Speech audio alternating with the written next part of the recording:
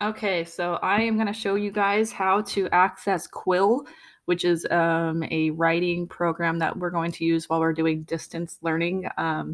It's going to be editing grammar, parts of speech, things like that. Hopefully, you enjoy it, or I don't know how much enjoyment you're going to get out of it, but it'll give us some good practice at least, right? So what I'm going to do is I'm in the homeroom class. I signed up my daughter in our class to use an example, and I put a bunch of daily assignments. So for the week, you're going to see editing practice. It says new unit, but it says the date. Okay. So the first one you're going to do is going to be the April 13th. When I click on that link, it'll take me to a login page, and it'll ask me if I want to log in with Google or Clever. So I know we do have Clever, but we're going to log in with Google. When I click that button, what's going to happen is it's going to say choose an account. You might have to add your account if you're not logged in. And then it's going to want access. So you're just going to go ahead and say allow. If you're doing this on a tablet, it should work as well, following the same steps. This program is supposed to work on tablets and iPhones as well.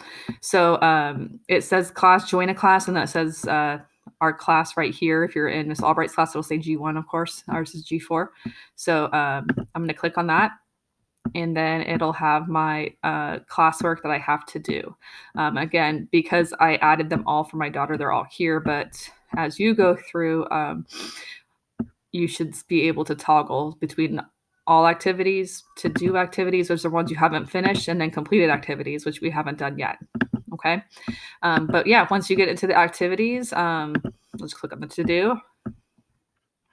Okay. We're going to go ahead and click on start.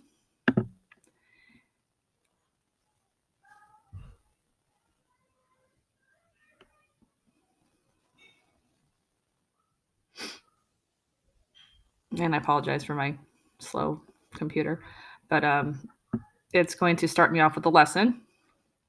And so this is going to be your lesson for today. You don't have to watch this entire video, but you can watch me do a couple of them. I got the idea of using Quill from my daughter, Stella, who is in middle school. And this is what her writing teacher has used for, I think they started the week before spring break. But one time, a couple times when she was trying to log in, it did this. And it keeps swirling and swirling and swirling and swirling and swirling. So you either be patient and wait. Sometimes I'm impatient, and I'm going to exit. And then I'm going to try to open that again. It says resume now because I already technically started it, even though it never loaded. Let's see if it loads this time. Oh, there it goes. So I don't know. It was doing this, the circles, and I just tried again, and it worked quickly, right? I don't know. Welcome to Quill Connect. So it gives us directions. Combine the sentences together into one sentence. You may add or remove words. There is often more than one correct answer.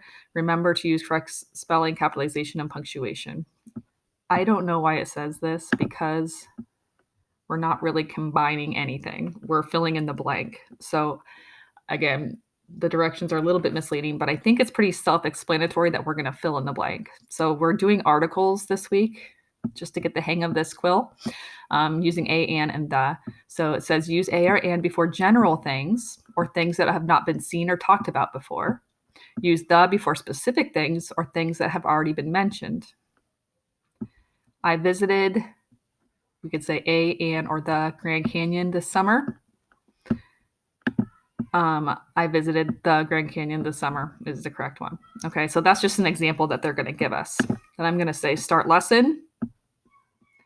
And I'm going to do the lesson here. When you do these, make sure you do capitalization, punctuation, spacing correct, or it'll tell you you made a mistake. You got to go back and fix it. So pay attention to that stuff and then fill in the blank. Cool. Have fun.